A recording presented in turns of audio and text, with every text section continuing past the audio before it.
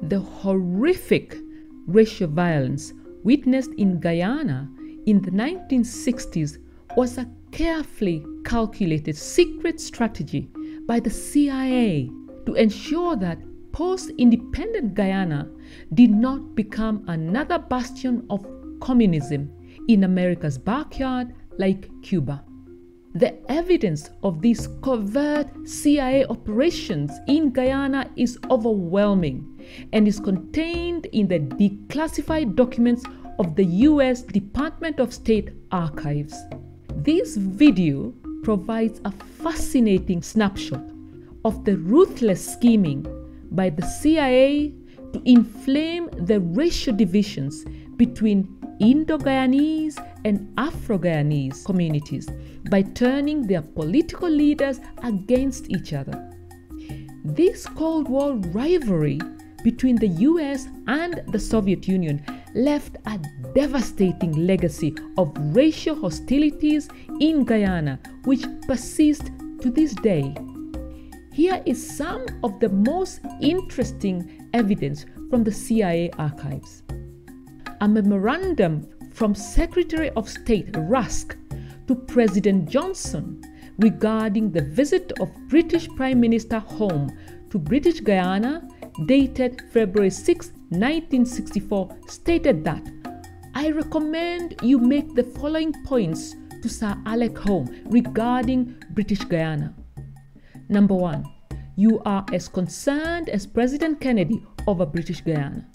Number 2, the emergence of another communist state in this hemisphere cannot be accepted. There is grave risk of Jagan's establishing a Castro-type regime should he attain independence.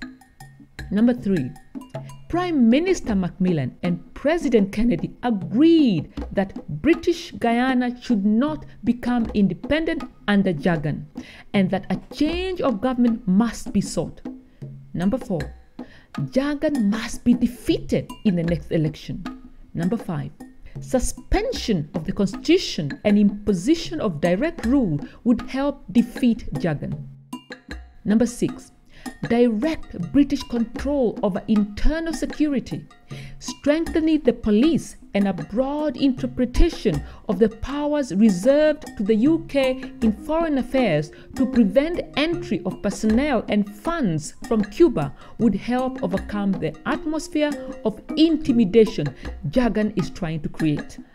Another memorandum of conversation between the US President and Prime Minister dated February 12, 1964 stated that the President and Prime Minister reaffirmed the agreements existing between President Kennedy and Prime Minister Macmillan, and in particular, the understandings reached on June 30, 1963, where the British proposed and Kennedy agreed that independence should be delayed, that a proportional representation electoral system be established, and that the alliance between the leading politicians opposed to Jagan be supported.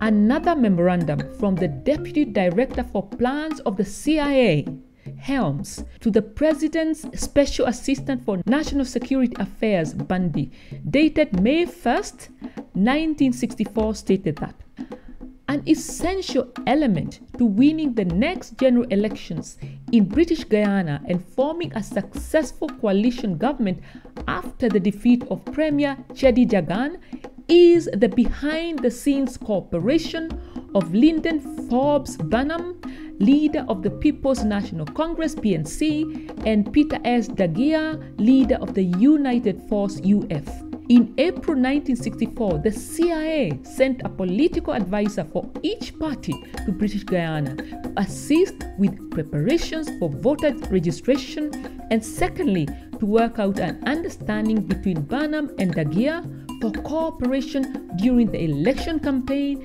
and for the future coalition government. These advisors have arranged for 2 meetings between Bunham and Dagia, one on 24th April and the second on 28th April. Yet another research memorandum from the CIA Deputy Director of Intelligence and Research, Denney, to Acting Secretary of State, Ball, dated May 12, 1964, stated that in an effort to prevent the holding of a UK-imposed proportional representation election expected to be held later this year, the Jagan regime has been resorting to intimidation and violence. What began some 12 weeks ago as a strike by the pro-Jagan Sugar Workers Union has developed into a campaign of beatings, bombings, and arson in which 19 persons have been killed and more than $1 million worth of property and sugarcane have been burned. This violence has exacerbated the racial tensions between the majority East Indians and the minority Negroes to such an extent that some officials fear that the situation may get out of hand. A telegram from the Department of State to the Consulate General in British Guyana, dated May 13, 1964, stated that we concur with guidance to Burnham not to resort to counter-violence and that he can be assured that if PPP makes an effort to take over the country by force, the US government will not stand by and see the opposition crushed by terror. We are exploring the possibility of giving counter-terrorist training to selected members of the opposition. While this will not have any immediate positive effect on containing violence, it may give boost to opposition. We will inform you when final decisions and plans are made. Another memorandum of conversation between Premier Cheddi Jagan and American Consul General Delmar R. Carlson in Georgetown on May 25, 1964 stated that Jagan said he was most discouraged by the situation in British Guyana. The British had pushed him around since he first organized the PPP and had changed the system on him time and time again, gerrymandering districts, changing the number of districts, and now even PR. No matter what I try to do, Jagan said, I cannot get nowhere. I'm opposed by everyone, including the CIA, which I suppose is the American government. I laid my cards on the table to President Kennedy, and he gave me to understand that he would help me, but he didn't, and I can only conclude that he was a liar or that he was influenced to change his decision. Another memorandum from Gordon Chase of the National Security Council staff to the President's Special Assistant for National Security Affairs, Bundy, dated May 25, 1964, stated that the present unrest in British Guyana is still a long way from being serious. Only a few people have been hurt, and the British response has been and has needed to be only a moderate one. The unrest, in part, is a sign that we are on the right track. Cheddi Jagan and all his people are beginning to feel that they are on the way out and are stirring up trouble in the hope that they can reverse the trend.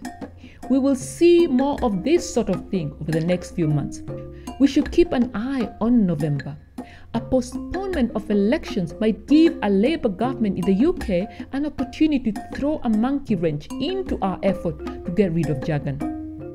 Our policy with respect to British Guyana is the right one, and we should stay with it.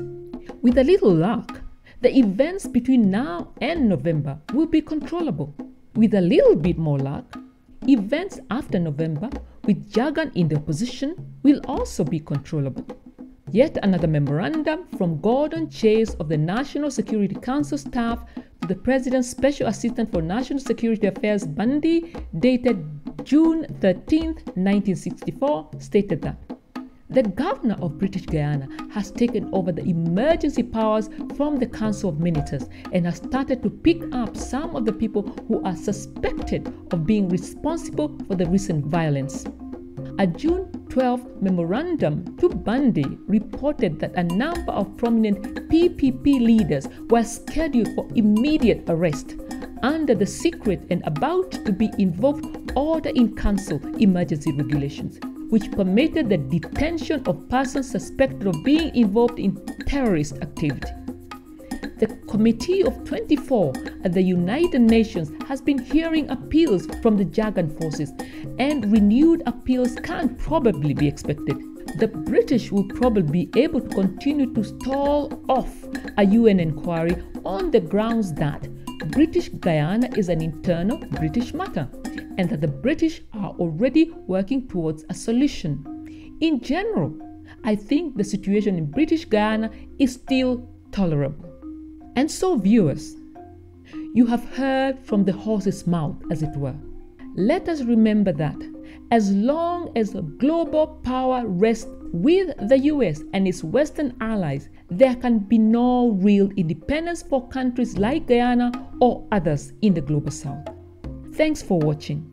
Don't forget to like, share and subscribe for more fascinating videos that expose the injustices faced by oppressed people worldwide.